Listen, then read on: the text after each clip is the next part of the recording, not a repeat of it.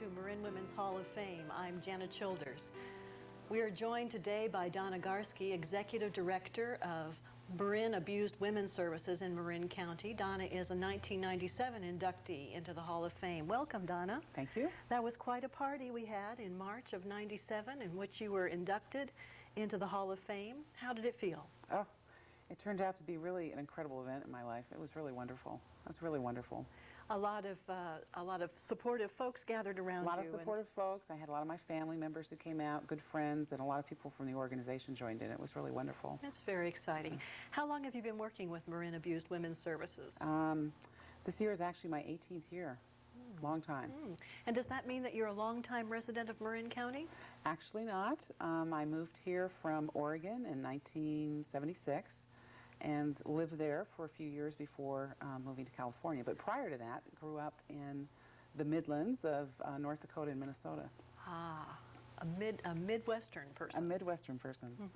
And what was it? Take us all the way back to those early years, the beginnings. What was it that set you on this road that led to where you are? I'm not sure I have a simple answer for that. I've spent a lot of time wondering and pondering that question. But I think the circumstances I grew up in had something to do with it in terms of growing up in the Midwest. And I think also growing up in a family. I have 4 brothers. I was the only female in the family. And I think I became very determined to find my own way outside of the family and not be influenced by what people thought I should do, but rather what I felt compelled to do.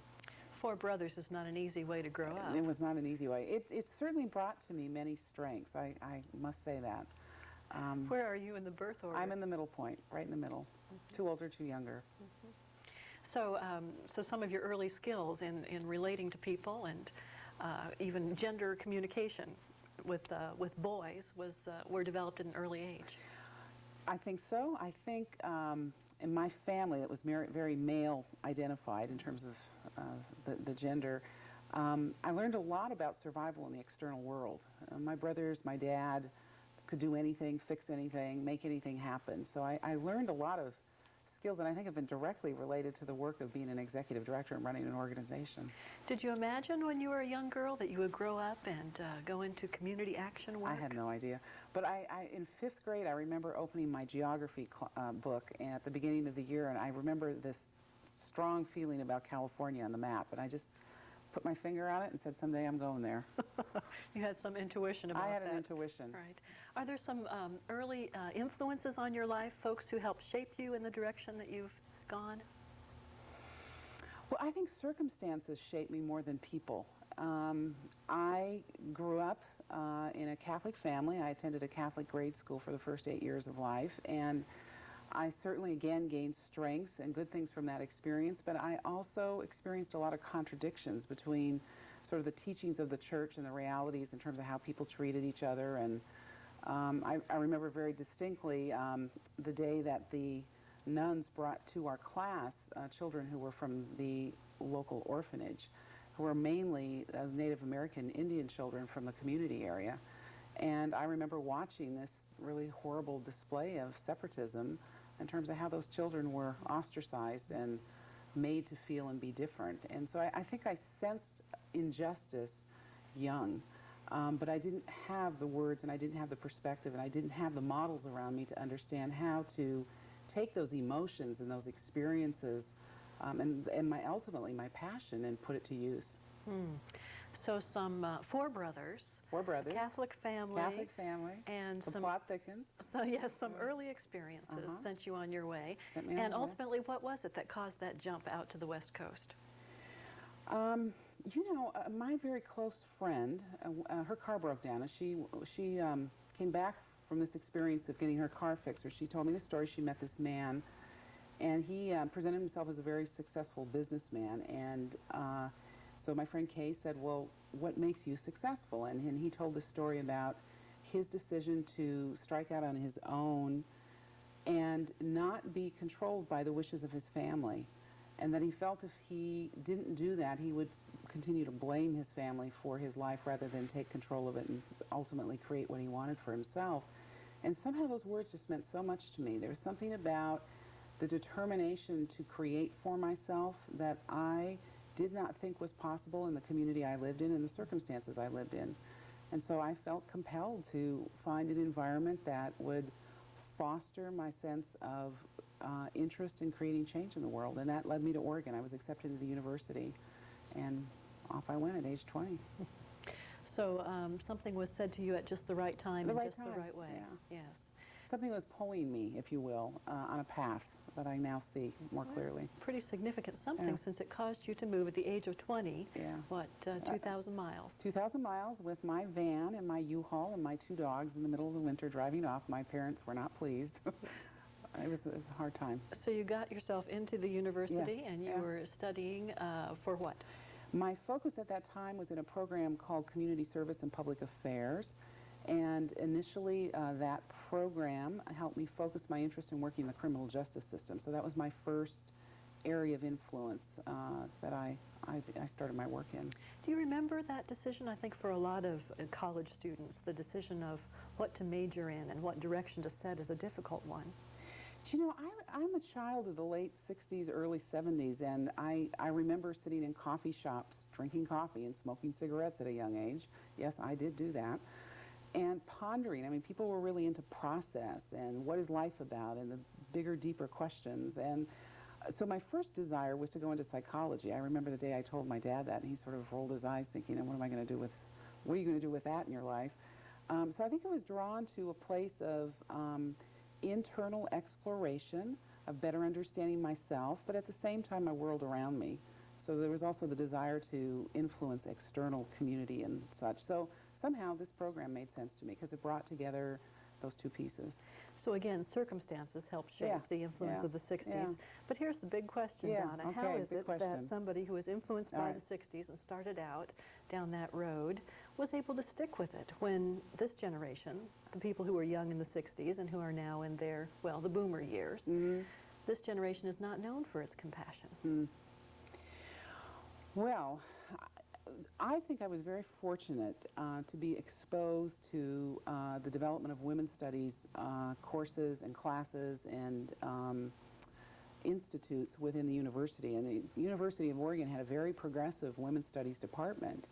And it helped to put a lot of things in perspective for me. It helped me develop the ability to look at my world with a critical review of not just being critical, but understanding influences and things that shaped me. So I was very happy to receive this information and this knowledge, and it began to help me see a pathway for myself. Now, I think that at the same time we could say maybe this generation hasn't been so compassionate. I think this generation is also full of people that have been compassionate and developed and devoted a lot of their time to social change work.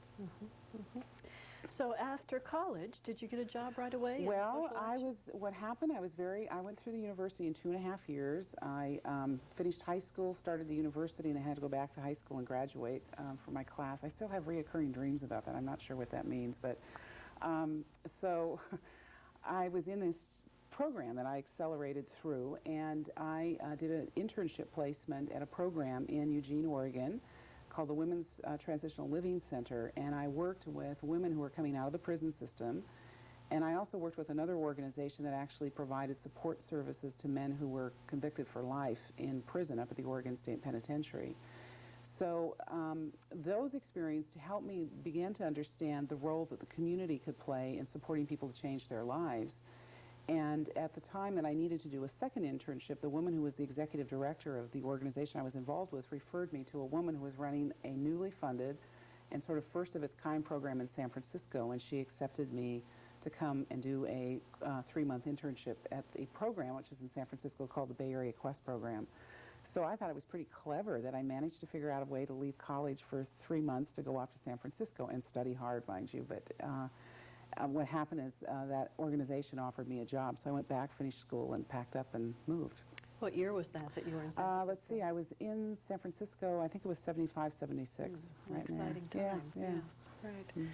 Well, so you finished up your work in college and you began working. It sounds like women's programs were sort of a theme. Well, after the experience of working with men in prison, I decided I didn't want to do that. That was not my cup of tea, and I found my passion and my affinity more naturally with women.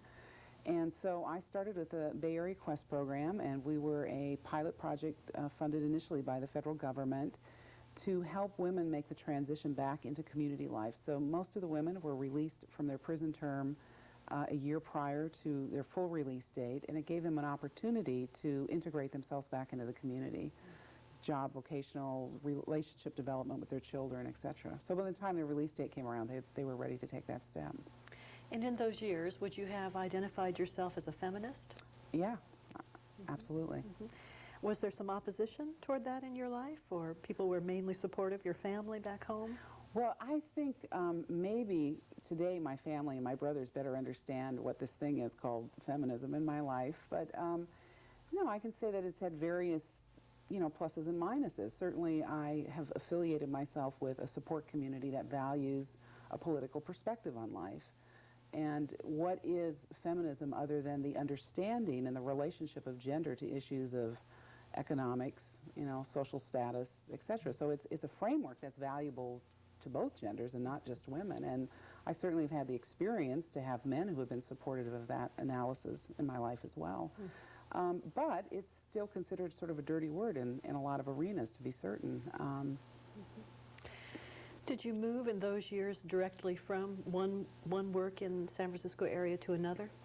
Well, at the time I was working at the Bay Area Quest program, I entered into a graduate program, and I completed my master's degree in public administration with a focus on criminal justice.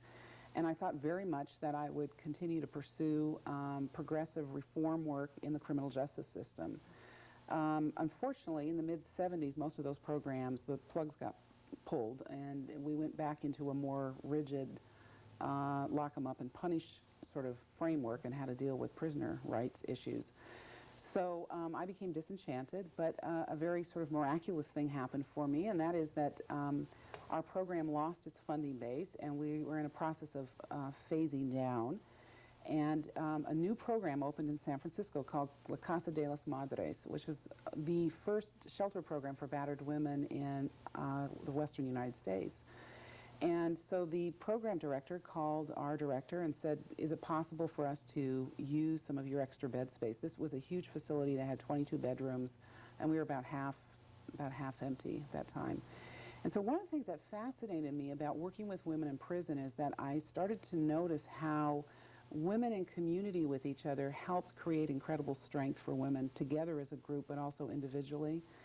And I remember I had this picture of a lily that was bloomed behind a chain-link fence, and the caption said, "She blooms behind bars." And I literally had the experience of watching women transition and transform their lives. Most women are in prison due to crimes related to their relationship with men. And so this time in lockup served to help them get some distance and some perspective and start to create for themselves a plan in their life that made sense for them.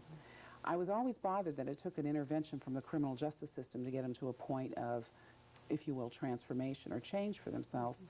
So when the director from La Casa called and requested, for these battered women, I mean, who knew where battered women were in the mid-'70s? That was a fairly new language and a concept. Not a new experience, but just new language to describe a very old problem. I was fascinated by the courage of these women who would, on their own, not know where they were going, make the decision to leave violence and the violent relationship, fleeing, going out on the streets, calling from a phone booth, help me, not knowing where they were going to go and not knowing anything about their future. And I thought, these are incredible women of courage. And it didn't take that intervention from the criminal justice system. So what happened is when that program phased down, I went on disability for about a period of 9 months because I had to have an operation on my leg. And I heard that the shelter in Marin County, Marin Abused Women's Services, was looking for volunteers. And I thought, well, this would be a good, step for me in this interim time period So I went to a volunteer class, and I immediately fell in love with the cause and the purpose and the mission of the organization. And that would have been the mid-70s? That would have been the mid-70s, right. So the movement is really very young. Very young. And you were there from the beginning of it. I think I came in on the tail end of the first generation. There's certainly a collective of women statewide and nationally that I would think of the founding mothers of the movement. I came in on that tail end of that first phase. Tell us a little bit about those early years. Oh, as you said, the language battered, that was new language. That was new language. Well, it was a very exciting time. I mean, women would travel from far distances across the state to gather in someone's living room, basically to be able to talk to other women doing similar work and develop a support system and networking. And there were very strong progressive principles in place that I learned a lot from in terms of working together as women. Every woman's voice counts. There's no such thing as a dumb question. We support the idea of shared leadership. Every woman here can be a leader. And these were just very core matter-of-fact principles, and they were not necessarily work styles or experiences that I had been exposed to before. So my little being just started soaking up these wonderful experiences. You said in your life it was partly a family thing and partly a circumstance thing that caused you to be the kind of person that cares about this. What do you think it takes to take a person who is maybe not aware of these issues and turn them into a person who cares? Well, I think it's about finding the place in each person that can relate to what the issue is. And most often, for example, you start talking about domestic violence and battered women, you know, people say, well, you know, that's not me, or I don't know anyone that's ever been battered, or my husband would never do that, so it's not our issue.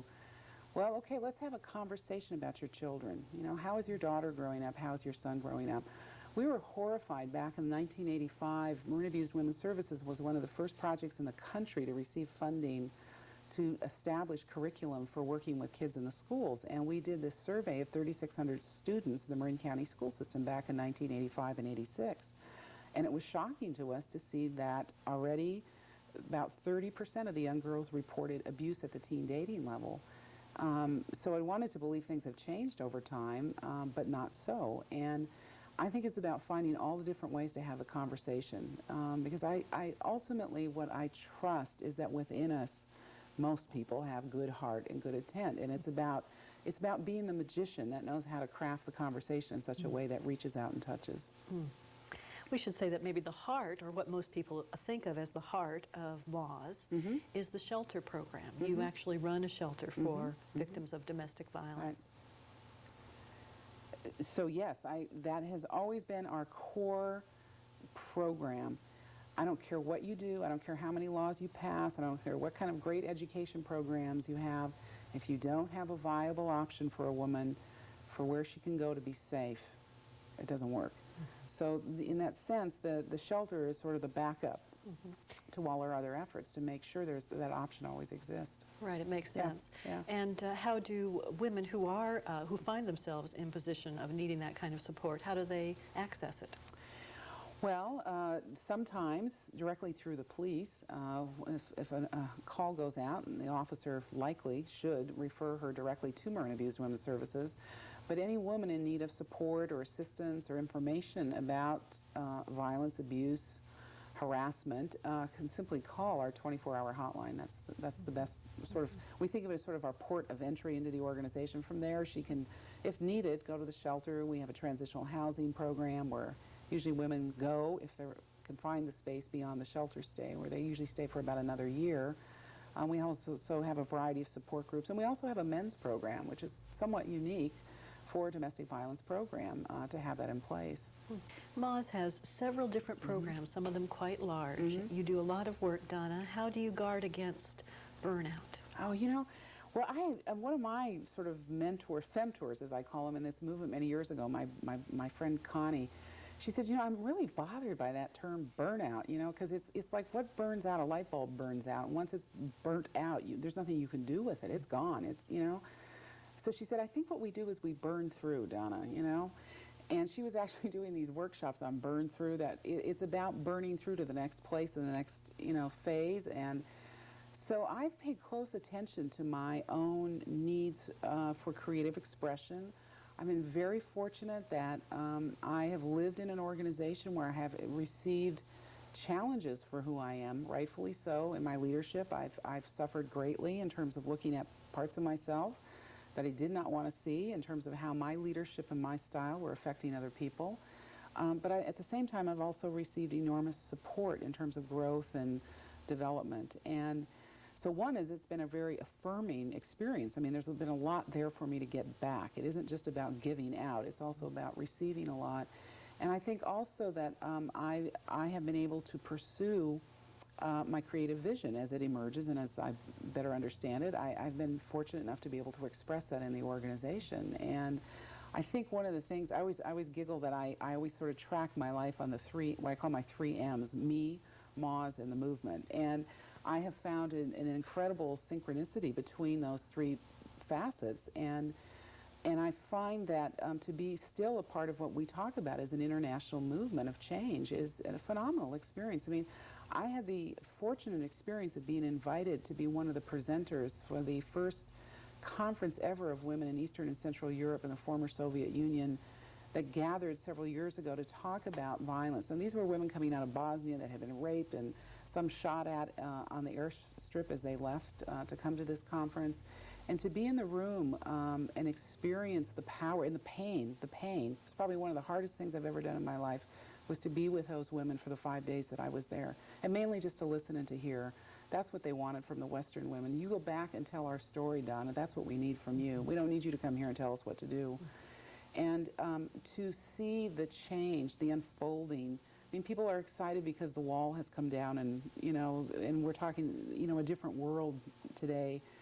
I think within that different world is an emerging world for women. I mean, look at the Beijing conference here a couple of years ago. Its main focus was on eradicating violence against women and girls. Now, to be a part in time, to know that my work has somehow shaped and influenced enough to help create an impression that this isn't okay. I mean, because mind you, you know, there's still a lot of our society that still thinks it is okay. I mean, everyone will tell you it doesn't, you know, no, we shouldn't be violent. Domestic violence shouldn't exist, but then why does it continue? I mean, obviously someone's giving permission to it. So just to be a part of this unfolding consciousness and this connection is, I mean, wow, what a great thing I get to do in my lifetime. It sounds like this is a direction that you would encourage young girls to follow for themselves if they have the inclination. What I encourage young girls to follow is their passion. And I feel so, you know, in our Transforming Communities project that is focusing and working specifically with teens, it is heartening and it is disheartening at the same time to hear the voice of young girls, to hear already their pain. We do this exercise called Living in a Box. And we ask girls, and we ask boys the same question, to talk about the box that girls are expected to be in. You must be pretty, you must be thin, you must, you know, be attentive. And conversely, what boys say about what they're already experiencing in terms of their social conditioning. And to see the collapsing of their soul and the loss of their confidence in themselves, because already, you know, 85% of these young girls are dieting, because already almost 100% of them believe somehow that they're not perfect because they don't look a certain way.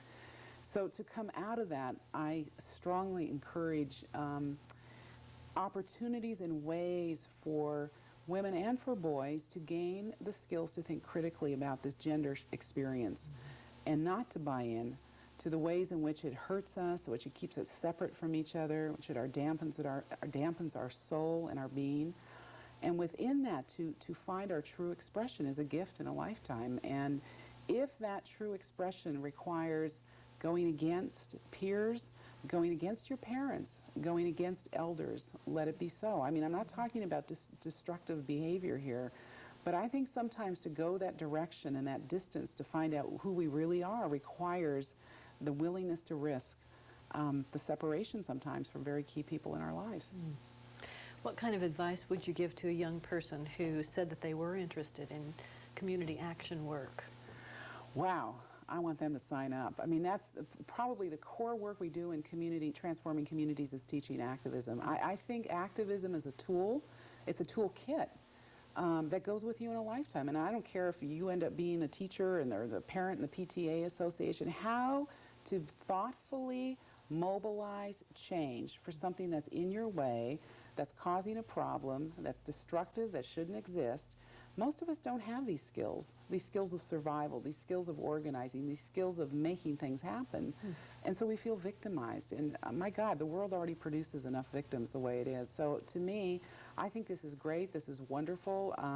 I think girls and boys as well need to see the images of change as it happens and how to do it.